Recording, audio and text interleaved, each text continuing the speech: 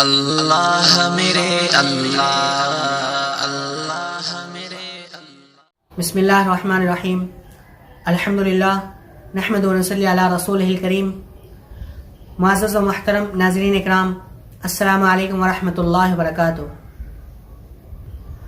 انسان کی زندگی ہوا میں رکھے ہوئے ایک چراغ کی طرح ہے، کب بجھتا کسی کو پتہ نہیں۔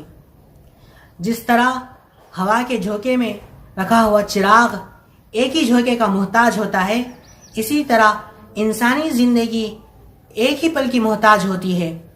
پلک جھپکنے کی دیر میں انسان اس جہاں سے اگلے جہاں پہنچ جاتا ہے۔ ہم موت کو بھول بھی جاتے ہیں تو پھر بھی دنیا کی ہر چیز ہمیں پیغام فنا دے رہی ہوتی ہے۔ روزانہ سورج طلوع ہوتا ہے اور غروب ہوتے وقت یہ پیغام ایک میسج دے جاتا ہے کہ انسان ایک دن تیری زندگی کا سورج بھی ڈوب جائے گا۔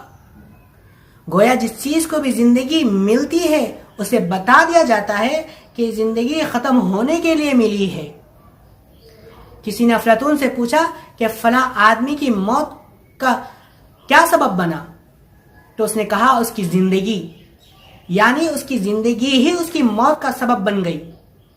صدیق اکبر رضی اللہ تعالی عنہ نے فرمایا کہ ہر آدمی اپنے اہل خانہ کے ساتھ صبح کرتا ہے اور موت اس کے جوتے کے تسمے سے بھی زیادہ قریب ہوتی ہے۔ حضرت عمر فاروق رضی اللہ تعالیٰ عنہ نے فرمایا کفا بالموت اعظا یا عمر، اے عمر نصیحت کے لیے موت ہی کافی ہے۔ حضور صلی اللہ علیہ وسلم نے اپنے یاروں سے پوچھا کہ موت کے بارے میں کیا جانتے ہو؟ ایک نے عرض کیا، اے اللہ کے رسول صلی اللہ علیہ وسلم، میں صبح اٹھتا ہوں تو مجھے یقین نہیں ہوتا کہ رات آئے گی بھی یا نہیں آئے گی۔ دوسرے نے عرض کیا، اے اللہ کے نبی صلی اللہ علیہ وسلم، میں 4 رکعت نیت باندھتا ہوں تو مجھے یقین نہیں ہوتا کہ میں چاروں رکعتیں مکمل بھی میری ہوں گی یا نہیں ہوں گی۔ تو پھر اللہ کے محبوب صلی اللہ علیہ وسلم نے فرمایا کہ میرا حال یہ ہے کہ میں نماز پڑھ رہا ہوتا تو ایک طرف سلام پھیرتا تو مجھے یقین نہیں ہوتا کہ دوسری طرف میں سلام پھیر سکوں گا یا نہیں۔ اللہ اکبر۔ دوستو، یقیناً یہ ایک سیکنڈ، ایک پل کا بھی بھروسہ نہیں ہے۔ موت کبھی بھی کسی بھی وقت آ سکتی ہے۔ میرے بھائیوں، موت کو کثرت سے یاد کرتے رہو، موت سے پہلے آخرت کی تیاری کرتے رہو۔ تفسیر قرطبی میں لکھا ہے، جو شخص کثرت سے موت کو یاد کرتا ہے تو اس کو 3 کرامتیں عطا ہوتی ہے۔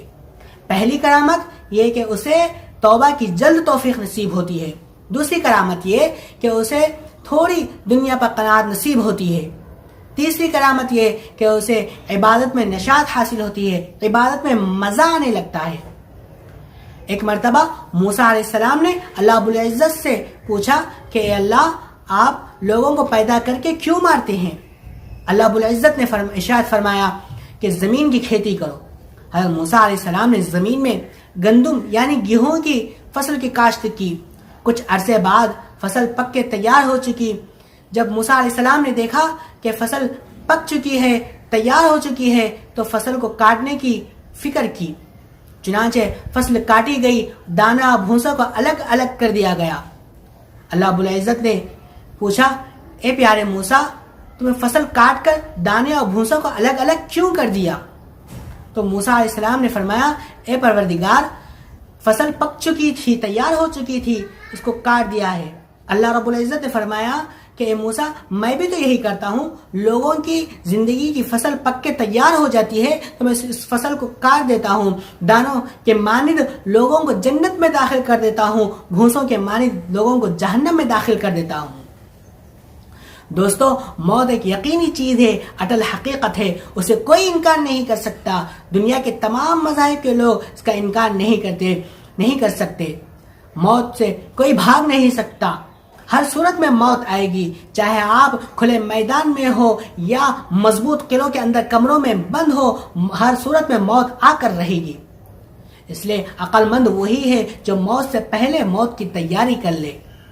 آج جب ہم روزانہ یہ خبریں سن رہے ہیں کہ فلاں شخص کا انتقال ہو گیا، فلاں شخص کرونا سے مر گیا ہے، ہم یہ خبریں تو سن رہے ہیں، لیکن ہمیں اپنے آپ میں یہ غور نہیں کرتے کہ بالآخر ہمیں بھی ایک دن مرنا ہے، ہمیں بھی یہاں ایک دن جانا ہے.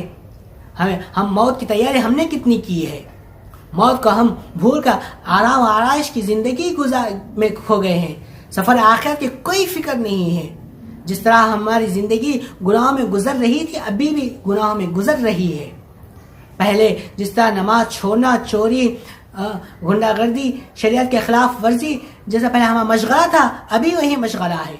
یاد رکھو جو لوگ اپنے بدعمالیوں سے اللہ کو ناراض کرتے ہیں اور پوری زندگی اللہ کی نافرمانی میں گزارتے ہیں تو اس کی موت بھی اسی حال میں ہوگی. ایک بصرہ کے ایک بزرگ تھے، وہ کہتے تھے کہ ایک شرابی شخص تھا، وہ مرنے لگا تو لوگ اس کو کلمے کی تلقین کرنے لگے. وہ کلمے پڑھنے کے بجائے اس کی زبان سے یہ نکل رہا تھا کہ شراب کا گلاس تو بھی پی اور مجھے بھی پلا. استغفر اللہ. اللہ تعالیٰ ان واقعات سے ہماری حفاظت فرمائے. اللہ تعالیٰ سے دعا ہے کہ اللہ تعالیٰ ہمیں کلمے کی زندگی اور کلمے کی موت نصیب فرمائے اور اللہ کو راضی کرنے کے بعد اللہ ہمیں موت نصیب فرمائے. آمین. وآخر دعوانا الحمدللہ رب العالمین. اللہ میرے اللہ